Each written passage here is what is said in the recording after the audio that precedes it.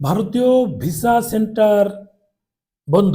এখন কি তাহলে মানে যারা আগে ভিসা পেয়েছে তারা কি ভারতে যেতে পারবে কিনা প্রশ্ন করছে বারবার।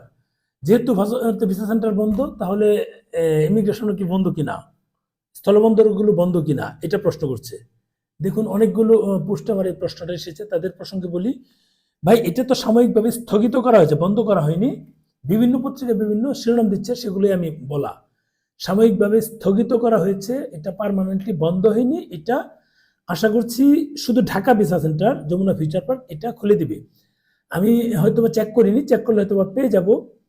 দেখবেন যে এখানে কিন্তু আপডেট চলে আসবে যে ভিসা সেন্টার খোলা, মানে আগামীকাল থেকে অথবা রোববার থেকে ভিসা সেন্টার খুলে দিবে। হয়তো আগামীকালকে বন্ধ থাকতে পারে, মানে রোববার থেকে হয়তো খুলে দিবে। যারা আবেদন করে স্লট পেয়েছে তারা কি করবে? তারা কি জমা দিতে যাবে না তারা অপেক্ষা করবে? যদি বৃহস্পতিবার এটা জমা না নেয় তাহলে রোববার যদি খুলে, মানে পরের কার্যদিবসে এটা খুলে যাবে, পরের কার্যদিবসেই তারা এটা জমা দিতে পারবে। এই হচ্ছে বিষয়। আপনারা যারা আজকে স্লট পেয়েছেন এবং দুপুর 2টার পর যারা আবেদন জমা দিতে পারেননি, সোমবারের স্লটের লোকগুলো বুধবার জমা দেওয়ার কথা, আবেদন জমা দিতে পারেননি তারা, এবং বুধবারে যারা স্লট পেয়েছে তারা সবাই কিন্তু এই পরের কার্যদিবসে গিয়ে এটা জমা দিতে পারবেন।